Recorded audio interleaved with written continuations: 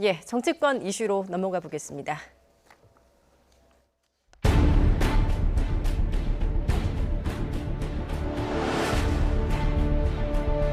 메르스도 겪고 다 겪었는데 그거보다도 제일 안 좋은 게 지금 요번 같아요. 내수 시장을 가감하게 키울 수 있는 특단의 대책이 필요합니다. 모든 국민에게 재난 기본소득 100만 원을 일시적으로 지원할 것을 정부와 국회에 제안합니다. 코로나19로 인해서 생계 절벽에 맞닥뜨린 실질적인 피해 계층에 대해 직접적인 지원이 추가되어야 합니다. 포퓰리즘의 전형입니다. 표를 얻기 위해서라면 재정이고 뭐고 상관없이 현금을 살포하자는 것입니다. 충분히 이해되나 지금은 추경안의 조속한 국회 처리에 집중해야 한다는 말씀을 드립니다. 지금 여당 내에 있는 도지사들도 재난 기본소득도 제안하고 있습니다. 장점도 있겠지만은 여러 가지 문제가 있어서 저희로서는 쉽게 동의하기가 좀 어렵지 않을까 생각이 됩니다.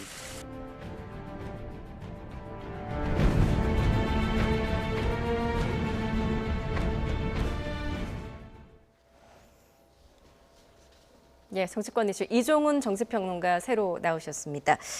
자, 그 재난 기본 소득이라는 게 있는데 이제 김경수 경남도지사가 먼저 제안을 하고 이재명 지사가 응수를 하면서 이제 본격 논의가 됐는데 먼저 좀 개념 정리를 해보자면 기본 소득이라는 게 뭡니까? 예, 그러니까 이제 기본소득에 재난이 이제 붙은 이제 그런 형태인데요. 그러니까 처음은 이제 기본소득으로부터 출발했죠. 그러니까 지난 대선 때 아마 기억나실지 모르겠는데. 박원순 시장도 그렇고 뭐 이재명 지사도 그렇고 그때 이미 기본소득 얘기를 했어요. 그러니까 우리나라에서 시작된 건 아니고 유럽에서 먼저 시작이 됐죠.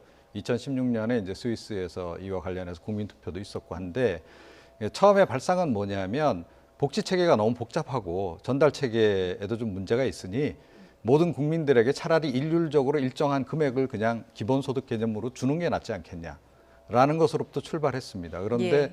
스위스에서는 이제 이게 국민투표 결과 부결이 됐죠. 기존에 있는 그 복지 체계가 오히려 더 낫다라고 이제 판단을 내려서 이제 그렇게 한 거고요.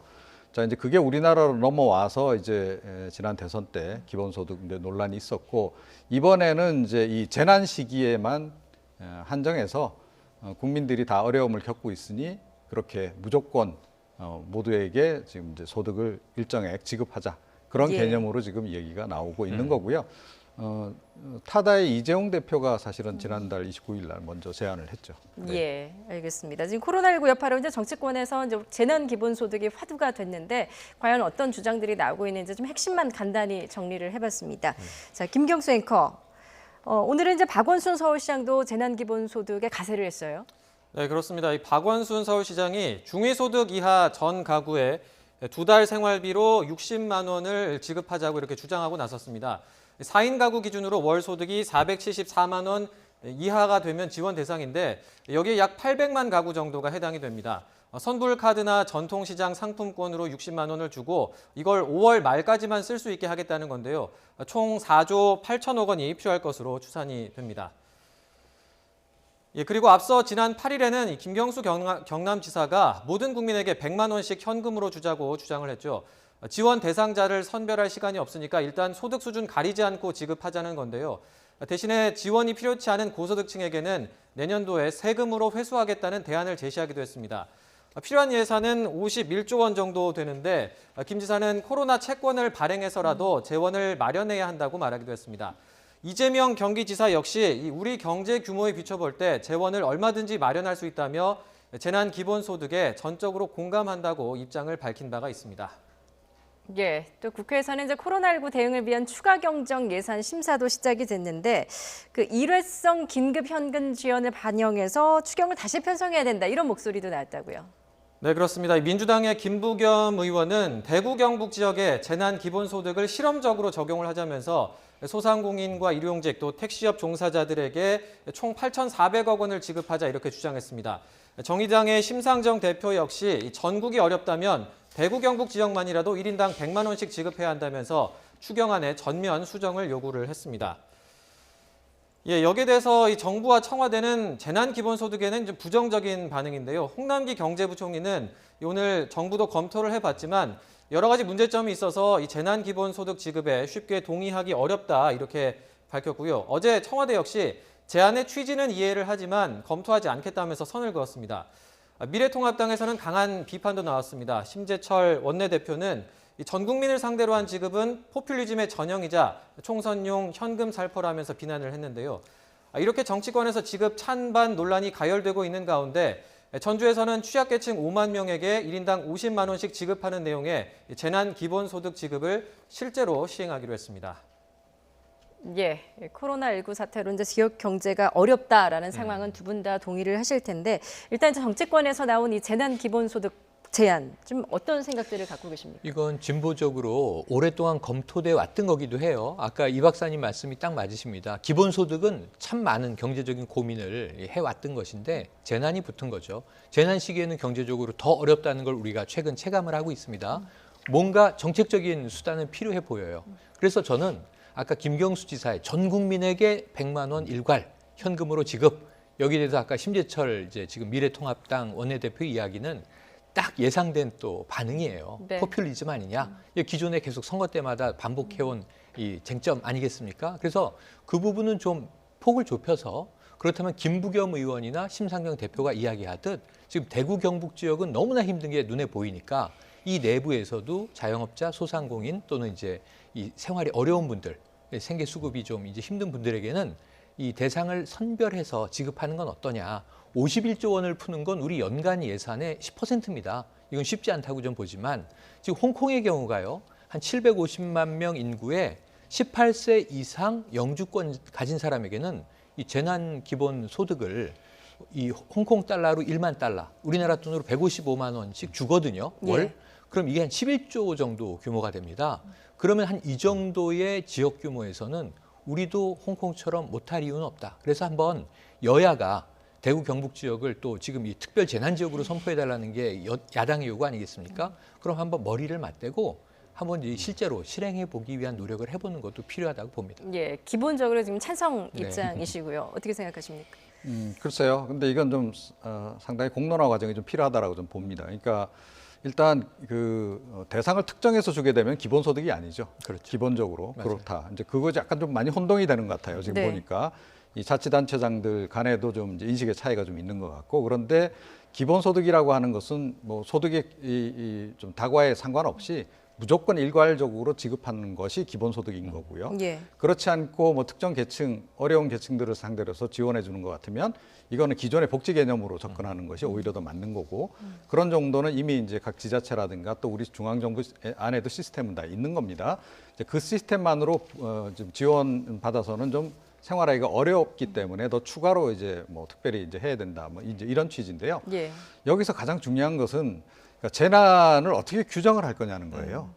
그러니까 재난이라고 하는 것은 이번 같은 경우는 감염병입니다만 뭐 네. 또 다른 재난이 또 이제 올 수도 있는 거 아니겠어요. 재재난이라고 하는 게 형태가 굉장히 다양한데 어느 정도 심각해야 이걸 그럼 재난으로 규정을 해서 재난 기본 소득을 줄 거냐 예. 하는 겁니다. 그리고 이거를 그야말로 뭐 특정 지역에만 주는 게 이게 기본 소득이 맞느냐 하는 얘기도 나올 수 있는 것이고 또 전 국민에게 이제 준다라고 했을 경우에는 그만한 상당한 이유가 있어야 된다라는 거죠. 그러니까 홍콩 같은 경우에는 뭐 다 아시다시피 뭐 워낙 이제 시위가 오래 이제 장기화되다 보니까 내수 시장이 완전히 이제 바닥을 치는 그런 그 상황에서 이번에 이제 이런 사태까지 더해지니까 더 어려워진 거죠. 예. 자, 이제 그런 국면에서 이건 정말 국가적으로 그러니까 위기다라는 그러니까 홍콩 차원에서 볼 때 이거는 정말 이 위기다라는 판단 하에서 이제 그렇게 이제 하는 건데요. 우리가 과연 그런 정도까지 지금 위기다라고 지금 봐야 되는가 하는 것부터 다시 한번 이거는 좀 검토를 해봐야 된다 이렇게 생각을 합니다. 예, 지금의 이제 재난 상황에 대해서 좀 다시금 규정을 좀 제대로 그리고 해야 개인적으로 된다라는. 저는 아직까지 그런 정도는 아니다라고 생각하고 있습니다. 예. 아직까지 이제 재난 기본소득을 지급할 만큼의 재난 상황은 아니다라는 입장이신데 재정적 측면에서의 실효성은 좀 어떻게 보십니까? 일단 말씀하셨듯이 김경수 지사의 주장대로 한 명당 100만 원씩 준다고 치면 51조 원이 필요하고 그렇죠. 그 절반 50만 원을 준다고 해도 지금 26조 원의 예산이 드는 상황인데요. 맞습니다. 과연 그래서 실효성이 있는 겁니까? 지금 이 김경수 경남지사 그리고 이제 이재명 경기지사, 박원순 서울시장 이 세 분은 이 김경수 지사의 경우에는 이제 처음으로 경남지사를 맡아서 초임으로 가고 계시지만 나머지 분들은 뭐 성남시장부터 쭉 이제 기초자치단체, 광역자치단체를 해오던 분인데 유사한 주장을 많이 했고 유사한 실험을 많이 했습니다. 예. 그게 이제 기본소득이 아니라 청년 수당일 때도 있었고요. 구직을 지원하는 것일 수도 있었고 또는 이제 이 저 기초 수급 어려운 분들을 위한 이제 복지적 차원일 경우도 있었고 그래서 새롭진 않아요. 재원을 마련해 오면서 지금까지 밀고 온 나름의 경륜이 있는 분들이라 예. 거기에 대해서는 우리가 정말 이것이 사회적 도입이 필요하다고 생각되면 이분들의 해법을 들어보고 그것이 이제 현실성이 있는지 타당한지에 대해서 함께 검토하면 좋을 것이다. 계획은 만들어 오면 되는 것이죠. 이렇게 보는데 문제는 그 정도까지 합의가 도달할 수 있겠느냐. 저는 이제 정부의 입장이 안 하겠다는 거잖아요. 네. 지금 홍남기 경제부총리도 거기에 대해서 정부 입장은 어렵다. 청와대도 취지는 좋으나 사실은 이게 지금 정부 상황에서 실행하기는 어렵다. 예. 왜냐하면 저는 그럼에도 불구하고요. 이 논의가 왜 중요하냐면 아까 이 박사님 그럴 정도는 아니다 그러셨지만 저는 지금 바이러스 방역을 위한 국민의 생명, 건강, 안전 이 문제 다음에 저는 이 상황은 종식되리라고 봅니다. 앞으로 조금 더 우리가 고통을 겪을지 아니면 좀 수월하게 갈지 그 기간은 좀 완급이 조절되겠습니다만 바이러스 사태를 극복할 텐데 그 다음에 엄습해오는 게 경제 바이러스예요. 제가 보기엔 내수 경기 위축하고 예. 수출 문제는요. 그때 되면 우리가 이 자리에서 무슨 얘기를 할 거냐면 이렇게 될 거 몰랐어요? 왜 경제 준비 미리 안 했냐고 질타할 거거든요. 정부를. 지금 우리가 함께 논의를 해야 된다니까요. 그래서 제일 중요한 거는 경제를 되살리고 지켜내기 위한 것도 있지만 문제는 민생이 버텨줘야죠. 이 가계의 기초 경제들이. 그러면서 지금 논의해야지 언제 논의할 것이냐. 이런 시기상의 좀 절박성도 함께 좀 우리가 주목했으면 좋겠습니다. 예. 이제 바로 그런 측면에서 그러니까 사실은 지금 절대 하면 안 되는 거죠. 왜 그러냐면 지금 추경 이번에 11조 7천억 지금 편성 지금 하려고 하고 있지 않습니까? 그 중에 10조 3천억이 국채입니다. 예, 채권 발행해가지고 지금 하는 건데요. 올해 국채가 그래서 그동안에 계속 이제 그 국가 채무 비율 40% 마지노선이다. 뭐 문재인 대통령도 당대표 시절에 했던 이제 그 표현이 있습니다만 그거 넘어서 이제 41.5%인가까지 지금 올라가게 되는 상황이에요. 예. 자, 그런데 추가로 지금 이제 이런 기본소득 지급을 위해서 그러니까 대규모 국채 발행을 하게 되면 또 뭐 10조든 20조 원 추가로 이제 발행을 해야 된다라는 이제 계산이 나오는 거죠. 그러면 국가 채무는 더 어려워집니다.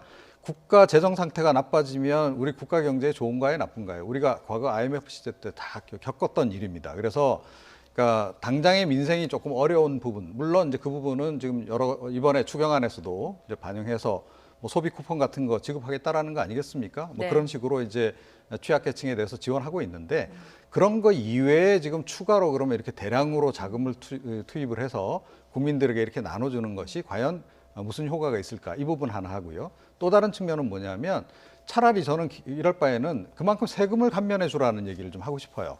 국채 발행해서 이렇게 무리하게 할 게 아니고 차라리 세금을 그러니까 지금 저소득층 중심으로 해서 또는 이제 자영업자들 힘든 뭐 그런 분들 위해서 중소기업인들 위해서 감세 조치를 그만큼 취해 주는 것이 지금은 오히려 실효적일 수도 있는 겁니다. 그래서 무조건 국가 돈, 자기 돈도 아니면서 자치단체 등장들이 나서가지고 나라 돈을 꼭 자기 호주머니 돈처럼 막 이렇게 풀겠다는 식의 이런 그 얘기를 하는 것은 지금 별로 바람직하지 않다. 그런 말씀을 좀 드리지 않을 수가 없어요. 예, 어떤 네. 현금성 지원 대책보다는 이제 감세 정책이 오히려 더 도움이 된다라는 지적이신데 지금 실제 이제 이런 조치가 그 우리나라에서는 이제 처음 도입하려는 건 아니고 이미 선진국에서는 이제 조금 전에 말씀하셨듯이 도입하려고 했던 적이 있습니다. 이게 통합당에서는 이미 이제 실패가 입증된 정책이다라고 네네네. 주장을 하고 있는데 해외 선진국 사례는 어떻습니까? 그래서 아까 이 박사님이 말씀하실 때 2016년 이제 스위스 사례를 말씀하셨는데 예. 이런 것들을 대부분 실패 사례라고 보시는데 반대의 관점이 더 많아요. 그러니까 스위스에서는 이렇게 얘기한 거예요. 스위스 복지국가인 거 우리가 알고 일단은 인구 규모가 많지 않지 않습니까? 또 천혜의 천연자원이 있고 역사적으로 뭐 영세 중립국으로 전쟁도 피해가는 나라로 입지를 굳혔고 그래서 지금 잘 사는 나라예요. 세계적으로 소득도 좋고. 그런데 여기가 자 우리는 기본소득 도입이 필요해. 이건 재난 기본소득이 아니라 아주 일상적인 기본소득이에요. 그래서 평균 월 한 300만 원씩을 전 스위스 국민에게 나눠주자. 그러니까 이게 복지를 선별적으로 하지 말고 그냥 보편적으로 다 이걸 월 300씩 주고 그 돈을 예를 들면 여행비를 쓰든 아니면 이게 행복감을 고취시키기 위한 본인의 취미 생활을 하든 기초 생계에 쓰든 알아서 그 선택권은 본인이 지불할 수 있는 권한을 갖도록 하는 것이 옳다. 그래서 이걸 추진해서 국민투표까지 붙였어요. 예. 근데 이렇게 좋은 법안을 어떤 국민이 거부하겠는가? 근데 대다수의 국민들이 우린 필요 없습니다 하면서 부결이 됐어요. 세계적으로 이거 많은 사람들이 놀랐습니다. 스위스 사람들이 굉장히 의식이 올바르구나. 그런데 문제는 이 국민 입법을 추진했던 국민투표까지 붙였던 이 정치 세력 쪽에서는 무엇에 놀랐냐면 부결될 건 예상했지만 이렇게 많이 찬성할 줄 몰랐다. 왜냐하면 이게 여러 해 동안 무르익은 게 아니라 급추진이 돼서 국민투표에 붙인 건데 부결됐지만 한 20여% 정도가 찬성을 했거든요. 그럼 스위스 내에서 이제부터 논의를 시작해 나간다면 10년, 20년 후에는 스위스의 기본소득이 자리 잡을 것이다. 지금도 그 운동은 추진되고 있어요. 그래서 예. 이것을 실패 사례로 단정하긴 어렵다. 이런 부연 설명 좀 드리고 싶습니다. 예. 좀 근데 다른 이제 생각 갖고 계십니까? 지금 이제 보수 야당 쪽에서 아마 이제 참고를 한 것이 이제 핀란드 사례 아닌가 싶어요. 그러니까 네. 핀란드에서는 그러니까 좀 저소득층 중심으로 해서 부분적으로 이걸 한시적으로 실험을 했습니다. 그런데 결국 이제 중도에 그만두게 되는데요. 그래서 실패라고도 이제 볼 수 있는 거죠. 그런데 가장 큰 이유가 뭐였냐면 역시 재원 조달 문제였습니다. 그러니까 재원 조달이 지속 가능해야 이게 또 다 가능한 거거든요. 예. 나라 경제가 나빠지게 되면 이걸 하고 싶어도 아무리 좋은 제도도 할 수 없는 겁니다. 우리도 이제 그런 차원에서 지금 잘 고민을 해봐야 된다라는 얘기를 네. 제가 이제 드리는 거고요. 그리고 근데 좀 이제 한 가지 좀 역설적인 것은 유럽 쪽에서는 오히려 조금 보수 정당 쪽에서 오히려 기본소득을 더 선호하는 그런 측면이 좀 없지 않아 있어요. 네. 우리 정당하고 좀 달라요. 그런데 우리 보니까 보수 야당도 최근에 좀 우왕좌왕하는 것 같아요. 그러니까 황교안 대표는 또 이게 찬성 의견을 냈다가 또 심재철 원내대표는 또 반대를 하고 이런 예. 식인데 좀 교통 정리를 잘했으면 좋겠다는 이런 생각이 좀 들고 예. 기본소득 뭐 이번에 얘기가 나왔으니까 논의는 한번 할 차례 좀 제대로 좀 할 필요는 있다라는 생각은 좀 듭니다. 예. 네. 오늘 이제 박원순 시장이 제안한 이제 재난 긴급 생활비 지원 방안. 이것은 이제 전국의 중위소득 이하 가구, 그러니까 800만 가구를 대상으로 이제 2달치 생활비 60만 네, 원을 상품권으로 주자라는 제안인데 맞습니다. 이에 대해서는 좀 어떻게 생각하십니까? 그러니까 이제 이 아까 기본소득론이 마찬가지인데요. 예. 보편적 복지에 대해서는 우리나라에서는 또 일부 국민들의 이 반발 여론이 적지 않습니다. 왜 부유한데 중산층 이상은 뭐가 부족해서 똑같이 주느냐? 힘든 사람에게 몰아주는 게 필요한 게 아니냐? 근데 이제 이런 부분에 있어서 또 그럼 힘든 사람들의 기준을 어디까지 끊을 것이냐? 또 이게 좀 보수적인 관점, 이게 자유시장적인 관점에서는 근로의욕을 오히려 저하시킨다. 그러니까 이 복지에만 의존해서 살게 되는 우리가 이제 선진국 이 병이 생긴다라고 하는 얘기를 하잖아요. 예. 그래서 이제 그런 논의가 있는데 박원순 시장은 지금까지 이 보편적 복지와 선별적 복지 균형점을 굉장히 잘 잡아오신 행정가예요. 그래서 이번에도 마찬가지로 중위소득 이하에 해당하는 사람들에게만 월 60만 원 정도 수준으로 그것도 이제 상품권이나 바우처의 형태로 지급을 해서 필요한 것들을 구매하게 한다면 당장 이제 긴급한 상황을 좀 모면할 수 있도록 도와주는 복지적인 이제 이 지원은 될 것 같고요. 예. 그리고 제가 보기엔 이 정도의 재원 조달은 서울시 정도의 규모라면 물론 다른 예산들에서 허리띠를 졸라매야겠습니다만 불가능한 것은 아니다. 왜냐하면 청년 수당 때도 월 한 50만 원씩 6개월, 300만 원 정도를 지급하는 것이었거든요. 예. 그래서 이 정도는 우리가 여러 가지 방식으로 다양한 계층, 다양한 세대, 다양한 대상을 향해서 이 서울시에서는 실험을 해온 바가 있습니다. 그래서 예. 이번 경우에도 박원순 시장이 만약 시민들의 동의만 잘 구한다면 한번 진행해 보는 것도 의미가 있을 것 같고 그렇다면 제 생각에는 이재명 경기지사도 다른 방식으로 또 추진을 할 것 같거든요. 그러니까 이제 이게 지역 간 형평성 문제가 또 있을 수 맞습니다. 있다라는 남죠. 지적이 있을 네. 것 같거든요. 그러니까 그거는 어느 정도는 불가피할 거다라고 예. 봐요. 그러니까 왜냐하면 뭐 다 아시다시피 지자체마다 이 재정 상태가 좀 다릅니다. 그러니까 조금 재정이 좋은 데들은 이런 상황에서 조금 더 여유 있게 좀 대응을 할 수 있는 거고요. 이제 그런 부분이 있습니다. 그런 부분까지 이제 뭐라 할 수는 없다라고 저는 생각이 들고요. 예. 그다음에 이제 사실은 이번에 그러니까 이런 정도의 기본적인 생각은 지금 청와대도 한 겁니다. 그래서 김상조 뭐 정책실장이 그 얘기를 했더라고요. 한국형 뭐 기본소득 개념을 이번에 좀 도입을 했다. 네. 그게 뭐냐하면 소비 쿠폰 지급하는 거예요. 2조 정도 지금 추경안에 이미 편성이 돼 있습니다. 그것이 지금 이제 국회 논의 과정에서는 지금 뭐 심상정 대표도 얘기했다시피 그 규모가 적으니까 오히려 그 부분을 더 늘려라라고 지금 이야기를 지금 하고 있는 이제 그런 상황인 거고요. 네. 그거는 좀 고려해 볼 수 있다라고 저는 봐요. 그러니까 당장 지금 워낙 이제 경기가 급냉하고 있기 때문에 어려움 겪는 분들이 있으니까 예. 그 규모를 뭐 4조라든가 5조 정도 높일 수는 있다라고 생각을 합니다. 그리고 이제 그러고도 사실은 사각지대가 좀 발생할 수 있거든요. 있죠. 그런 부분은 오히려 지자체가 나서서 좀 약간 재정적으로 여유가 있는 지자체들이 대응을 좀 해주는 그런 방식으로 가는 것이 더 바람직하지 않나 이런 생각이 좀 들고요. 예. 그런 측면에서 뭐 그러니까 이 서울시 같은 경우에 좀 이제 재정적 여유도 있고 하니까 보니까 지급의 기준선도 좀 상당히 높여가지고 네. 뭐 중위소득 이 정도까지 해서 지급을 하겠다라고 얘기를 하는 건데요. 그거보다 조금 재정 상태를 생각하시면 조금 낮추는 게 좋을 것 같고 그럼에도 불구하고 제가 보기에 박원순 시장이 지금 하겠다라는 정도는 서울시 정도면 해볼 수는 있다라고 예. 저는 생각을 합니다. 예, 뭐 전국에서 이제 처음으로 전주 같은 경우에도 취약계층 5만 명한테 이제 1인당 50만 원씩 지급을 네, 네. 하기로 했다고 하더라고요. 근데 이제 이런 방안들이 이제 지역 간의 형평성 문제로 번질 수 있다라는 점은 좀 염두를 맞습니다. 해둬야 될 것 같습니다. 자, 저희가 이제 시간 관계로 좀 마지막으로 4.15 총선이 이제 한 달여 앞으로 그렇습니다. 다가왔는데 일단 선관위에서는 이제 코로나19 확진 판정을 받은 경우에는 뭐 집이나 병원에서 이제 투표를 할 수 있도록 했습니다. 그렇지만 이제 오늘 국회 행안위에서 여러 가지 투표 제안들이 나왔더라고요. 네, 맞습니다. 예, 드라이브스루 방안도 나오고요. 뭐 이 네. 총선에 대비해서 좀 어떻게 해야 된다고 보시나요? 저는 좀 답답한 문제가 있습니다. 항상 모바일 투표 문제가 과거에는 많이 쟁점이 됐는데 요즘은 쑥 들어갔죠. 이제 사실은 근데 미국에서 이제 최근에 우리가 보면 민주당의 코커스, 아이오와 코커스 처음 시작할 때 수개표를 하는 좀 해프닝이 벌어집니다. 이 전자투표가 고장이 났죠. 여기서 표의 숫자가 맞지 않았죠. 그래서 이제 이 기술이 또 불신을 받게 되는 경우가 있었는데 선관위가 이미 개발해 놓은 모바일 투표 시스템은 사실은 상당히 신뢰할 수 있고 쓸 수 있는 기술적인 방식인데 예. 문제는 기술이 문제가 아니라 사람이 그 기술을 불신하기 때문에 지금 쓸 수 없는 상황이거든요. 저는 이러한 이 바이러스가 막 창궐하는 상황이 앞으로도 올 수 있다면 만약에 선거와 이러한 이제 사회적 재난이 겹쳤을 경우에는 이번에 투표 미루자라는 얘기가 처음에는 약간 농담처럼 나왔다가 이 반농반진이 되더니 상당히 진지하게 검토되는 상황이 됐고요. 네. 사실은 지금 4.15 지금 한 달 남았습니다만 그때까지 바이러스가 종식될지는 누구도 확신 못하고 예. 심지어는 지금 7월 24일에 도쿄올림픽도 미뤄질 수 있다는 얘기를 우리가 하고 있잖아요. 그럼 이 바이러스의 와중에서 선거를 치러야 되는데 시민 안전의 보장을 위해서 유권자 안전의 보장을 위해서는 지금이라도 이번 선거부터는 당장 아니지만 조금 이제 가까운 미래에 모바일 투표를 적용할 수 있는 노력을 여야 예. 정치권이 함께 머리를 맞대줬으면 하는 바람을 전해봅니다. 예, 모바일 투표 과연 가능할까요?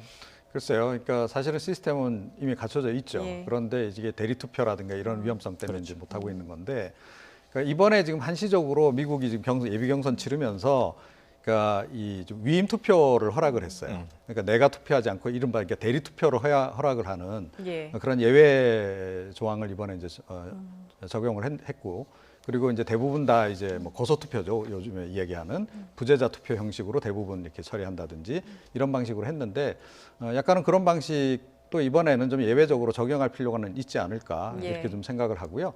드라이브스루 방식도 뭐 제가 보기에는 자가격리자들 대상으로 해서 하는 것도 한번 생각해 볼 필요는 있겠다 이런 생각입니다. 예. 자, 이 코로나19로 인한 감염병 사태, 뭐 정치권도 좀 흔들고 있는 모습인 것 네. 같습니다. 지금까지 최영일 시사평론가 이종은 평론가였습니다. 잘 들었습니다.